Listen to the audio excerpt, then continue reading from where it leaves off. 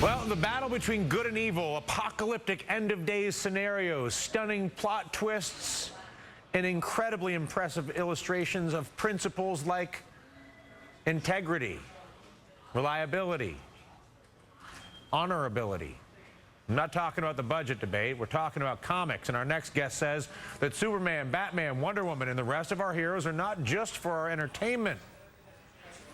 They are there to model principles we can all learn from. And joining us now, fresh from Comic-Con, is the author of SuperGods and perhaps the greatest contemporary comic book writer on the planet Earth today. That's an introduction. Grant Morrison joins us right now. And Mr. Morrison, what do you mean when you say that we can learn here, that there's meaning in this?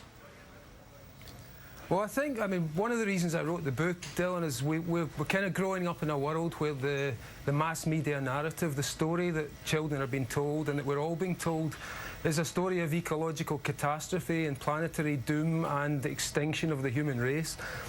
And I felt that was quite a dark story to learn, and what seemed interesting to me was the way that superheroes, these comic book characters that have been around following along with our culture for the last 70 years, have risen so much into prominence in the last 10 years. You know, now characters that once belonged to nerds or to geeks or to outsiders are now common currency. We see them on our billboards, we see them in our cineplexes.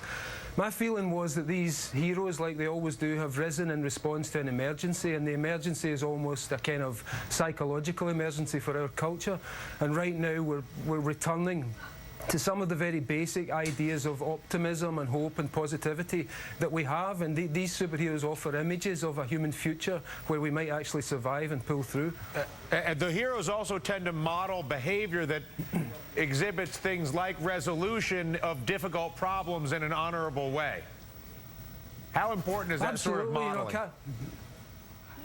You know, a character like Superman is a character who we created to solve any problem. Superman beats everything, and he does it without killing. He does it by using his mind. He does it by using the correct use of force.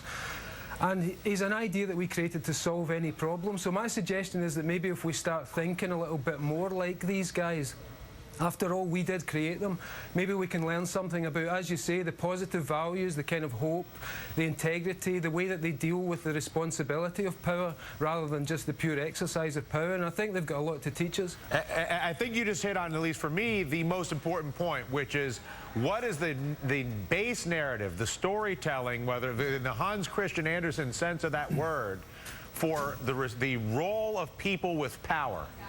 And what are and I think about Mallory and King Arthur and having to have a clean heart in order to remove the sword from the stone. In order to have power, you have to model a humility and a service to society. It's as if they knew in the Dark Ages when they were writing these stories that if the strong in society were not modeled to serve the society, but simply to use their power for consumption and preservation, that it would destroy society.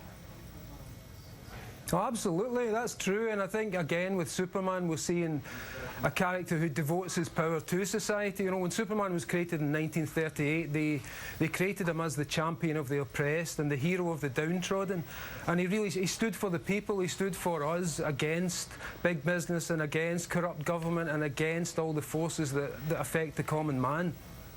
And as you say, you know, certainly he was the first American hero to solve problems without killing. Prior to that, the great American heroes had been gangsters or cowboys or frontiersmen of some kind. Superman's a very different science fiction idea of what power in a progressive world would be like. And as you say, Superman's about humility. He doesn't hang around to be thanked. He does the job, he moves on, and he loves everyone, he cares for people. Do you think... I think as an imaginative... Go on, yeah.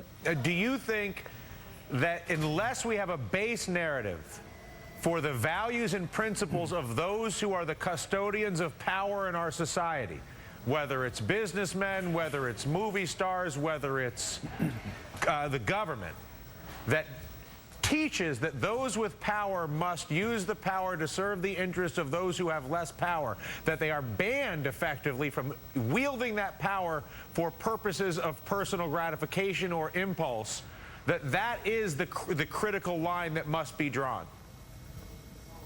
Yeah, I agree with that. I mean, it's a lovely fantasy. It'd be nice if we could convince some of our people in power to abide by that.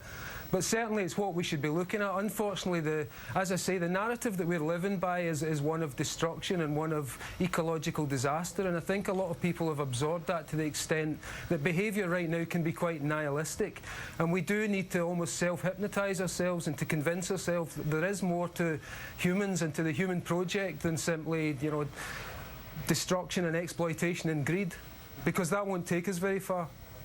I could not agree with you more. I am an admirer of yours, and I obviously am an advocate of the message that you are carrying in your words and in your appearances. The book is called SuperGods.